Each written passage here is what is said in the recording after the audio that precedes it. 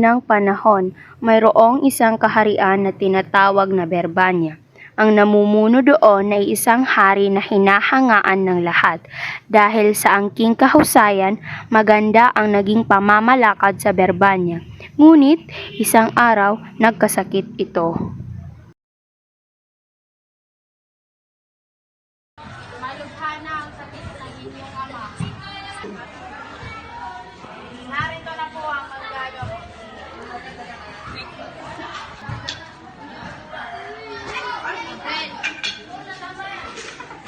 Ang sakit ng hari ay mabigat at maselan.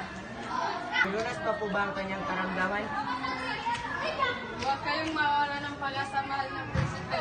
May mabisang kabut na magpapagaling sa hari. Kailangan ay mapakinggan ng awiting ibong Adarna. Saan namin makikita ang ibong ito? Naninirahan ito sa bundok Tabor. Makikita niyo ito sa isang punong tinatawag na Pedras Platas na makinan. Mga anak ko, nangihina na ako. Pwede nyo bang kunin ang ibon na yun para sa akin? Pedro, Ano po ang aking may pagbiling mula? ikaw ang nakakatanda. Maaari mo bang kunin ito para sa akin? Isa po itong malaking karangalan aking ama. Habang naglalakad sa kagubatan. Ay, nakakapagod. Ito kaya ang bahay ng ibong mo?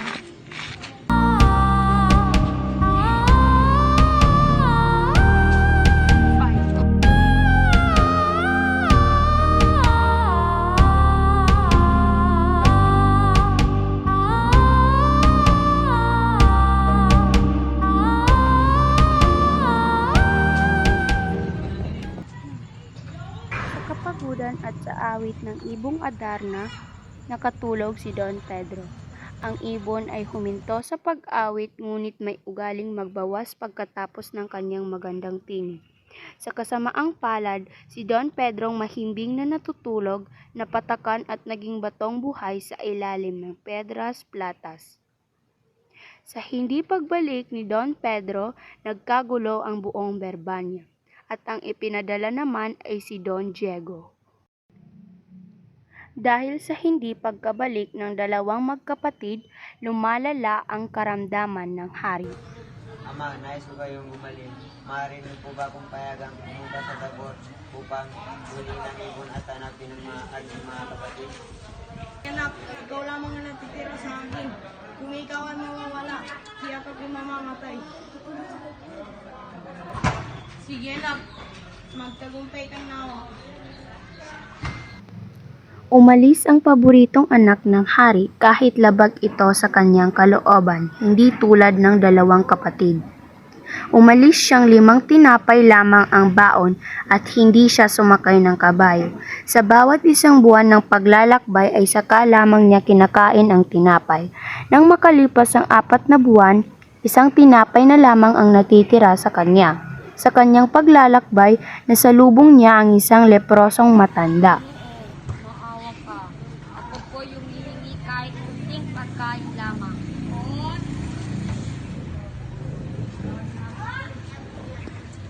Salamat. Mahaba pa po ang biyahe ninyo.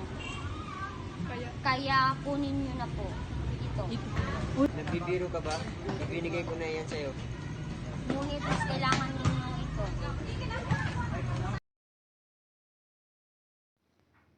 Nang marating ni Don Juan ang bundok Tabor, nakita niya ang sinasabi ng leprosong matanda sa kanya.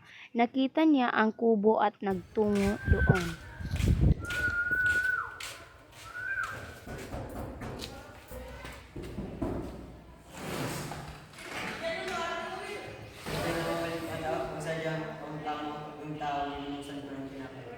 Ano ang iyong hangad? Ako po ay ito panghuli ng ibon Adarna at magkapagpapagaling sa aking mahal na ama. Hindi madali ang iyong pakay, Don Juan. Sigurado ka ba sa iyong balak? Ito po ang butong pabalat ko sa paglalakbay. Desididong po ako sa aking pakay. Kung gayon, ganito ang gawin sa Pedras Platas. Nananahan ang ibon ibon Adarna dumarating tuwing hating gabi. Sa pagkadapo, ito ay aawit. Ang awit nito ay nakakaanto. Iwasan mo, Don Juan. Panglabaha at daya. Tuwing antukin, iwain ang yung balahibo. Pagkatapos nito, umuwi ito ay magbabawas. Iwasan Don Juan, ikay mapatakan. Pagkatapos nito, ang ibon ay matutulog. Itali mo siya Nang itong lahat, umalis si Don Juan upang huliin ang Adarna. Lahat ng utos ay kanyang ginawa. Sa bawat awit ng Adarna, sinusugatan niya ang palad niya at pinapatakan nitong dayap. Sa sobrang hapdi, siya ay nagigising. 7 sugat ang natamo niya. Naiiwasan niya ang ipot ng ibon at naghintay siya na mahimbing na ito. Sa pagkahimbing ng ibon ay tinalian niya na ito at ipinakita sa ermitanyo. Iyon nga ang ginawa ni Don Juan. Naging tao muli sila Don Pedro at Don Diego. Pumalik silang tatlo sa bahay ng ermitanyo upang magpasalamat. Umuwi sila ng sabay-sabay. Yung maganda na naman ang lakad ni Bunso. Iyak na sa kanya naman ang parangal at basbas niya. Kuya, wala tayong magagawa doon. Kabiguan ang nasa atin at katagumpayan naman ay sa kanya. Bakit hindi na lang natin siya patayin? Iyak na sa atin ang parangal at basbas ng ama. Ayos ka lang po, kuya. Sarili mong kapatid puputayin mo. Di ka ba nainggit sa kanya? Tignan mo siya ang paborito niya at sa kanya na naman ang parangalan niya. Bali itong magkakapatid tayo. Yung masama ang pagpatay, pagtulungan na lang natin siya.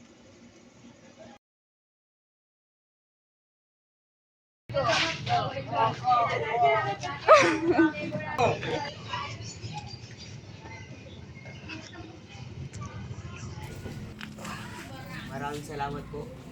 walang anuman doon. Ngayon ay umalis ka na. Tiyak na hinahanap ka ng iyong ama. Dali-daling bumalik si Don Juan sa Berbanya. Ang mga paa niya'y tila lumilipad. Anong saya ang naramdaman ng buong kaharian sa pagdating niya sa ama't ina at niyakap ang dalawang kapatid. Noong dumating si Don Diego at Don Pedro, inilagay nila ang ibon sa tabi ng kanilang ama. Kahit anong gawin nila ay ayaw nitong umawit.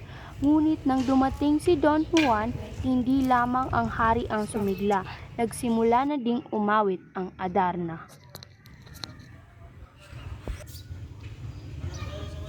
Mahal kong anak, nagbalik ka.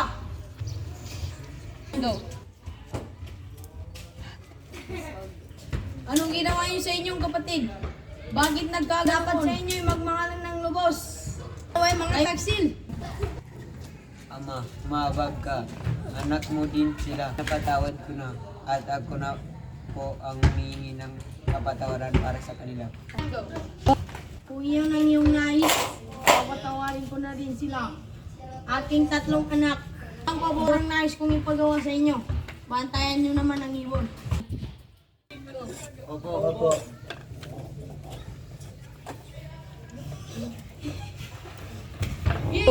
Don Diego, gisingin naman natin si Don Juan para siyang magbantay dito.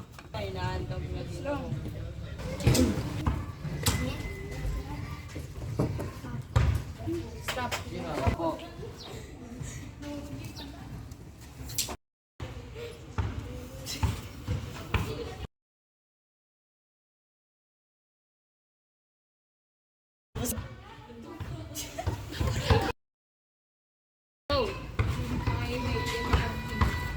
Nago, nasaan na kaya yung ibon?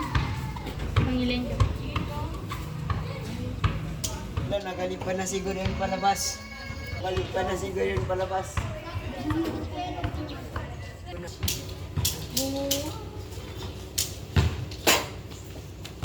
Don Pedro! Don Diego! Don Juan! Nasaan kayo? Nasaan ang ibon? Bakit? Ba't parang galit na galit ka? Ibon! Ang ibon ay Ama, di po namin alam. Si Don Juan po ang nagbantay kagabi. Ako na kilala mama. Wala po siya sa loob ng karian. Hanapin ninyo siya. Magmadali kayo at hanapin ninyo siya.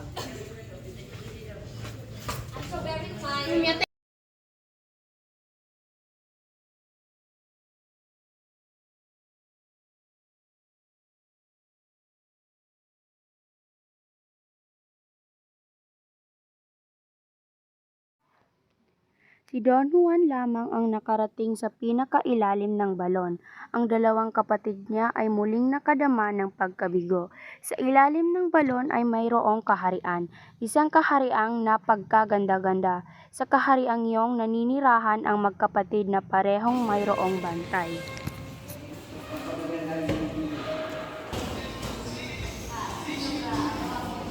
Pag-ibig, huwag mo tayong masamayin ang ating pagpunta dito. Napalit ako mula itaas mo. Nang makita ka ay kayo namin umalis ka. Nandiyag ako sa iyong kagandahan at handa ako paglingkuran Handa ako pagliguran ka Pajriya. habang buhay. Ba? handa akong paglingkuran ka panahon mo. Kapatid na rin mga salita ulit tayo.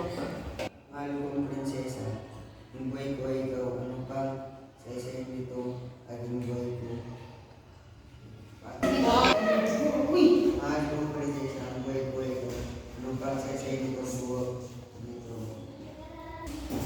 Ito. Mahal kong prinsesa, ang buhay ko ay ikaw. Ano pa sa isa dito ang buhay ko.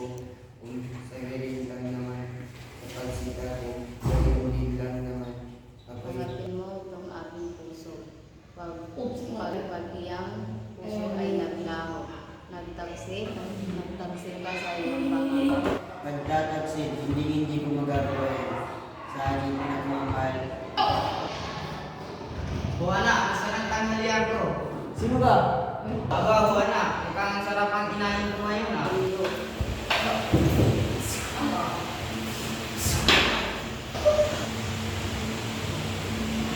Tara na aking mahal at tayo magpakasal. Tayo pwede kumalit sa pagkakas. Pwede iwan. Asahan ka sa suligo.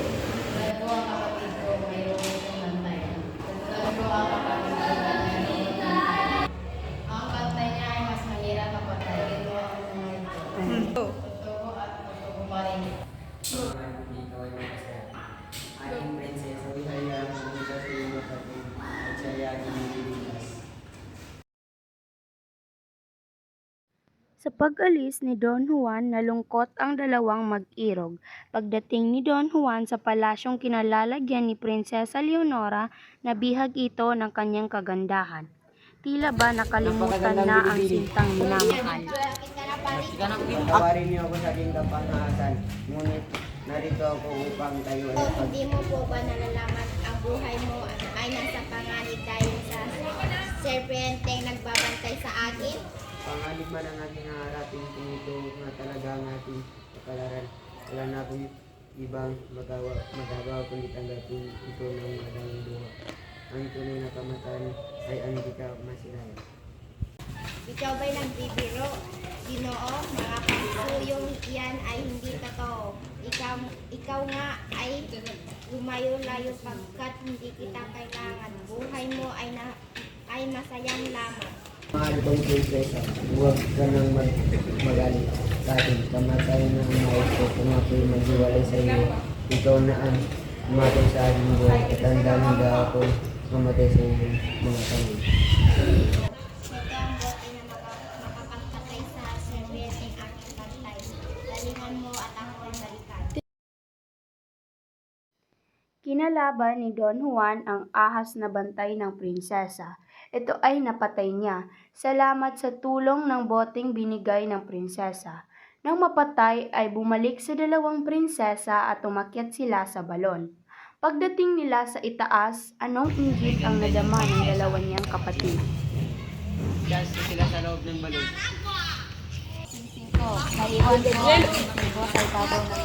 Mag-alala, prinsesa, kukunin ko ang iyong susi. umuwi ng Berbanya ang dalawang magkapatid. Doon ikinasal si Prinsesa Juana kay Don Diego. Ayaw naman magpakasal ng kapatid niyang si Leonora kay Don Pedro, dahil ang mahal niyang talaga ay si Don Juan. Sa kabilang banda, si Don Juan na nahulog sa balon ay lubhang nakaratay. Pinagaling ng mahiwagang lobo na alaga ng prinsesang si Leonora. Nagsimulang maglakbay si Don Juan pauwi at sa paglakbay ay may nasalubong ito. Isang ibong marikit ang sa kanya'y lumapit. Magandang ina nito ang narinig. Ako'y nabiyak ng iyong magandaan ng makita kita. Ang iyong parikitang puso ko'y pagkabagaba. Ako'y anak ng Berbanya tarihan upang ikaw ay sadyang puntahan. Narito ko upang ikay pagkikuran at salayang ating buhay pagkailaman.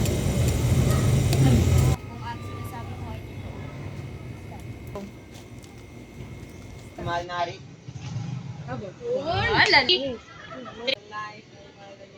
Dito po ako upang hingin ang kamay ng pinakamagandang inyong Dahil sa talentong mahika-blangka ng prinsesa, nagawa nito ang pinapagawa ng hari. Kinabukasan ay mayroon na itong tinapay sa hapag. Hindi makapaniwala ang hari, kaya ito'y nag-utos muli. Lahat ng utos ng hari ay napagtatagumpayan ni Don Juan. At walang nagawa ang hari kundi ibigay ang kamay ng kanyang mahal na anak. Ngunit paalis pa lamang ang dalawang magbago ang isip ng hari at hinabol sila. Tumakas ang dalawa at napunta sa kagubatan. Sa 7 taong paghihintay ay nasilayan ko din ang aking mahal. Kaya ngayon nandito siya. Anong saya ang naramdaman? Kung gayon, bukas na bukas din kayo ikakasal. Hindi lamang, mayroon akong handog sa ikakasal. Ikinasal si Doña Maria kay Don Juan. Si Don Juan ang nagmana ng kaharian ng Berbanya at namuno doon ng tulad ng kanyang mahal na ama.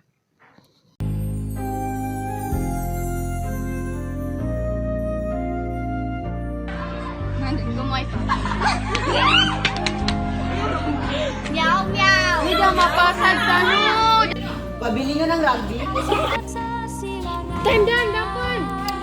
Sige, pangit! Nag-off mo na gano'n.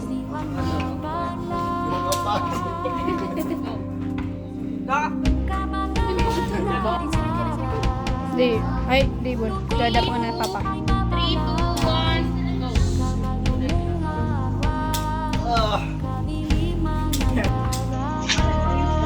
Ano ba yan? Diretso! Tagusa! Suntok ng kagig! Naman sa kawa ng malay! Tapos makaigas ka nila!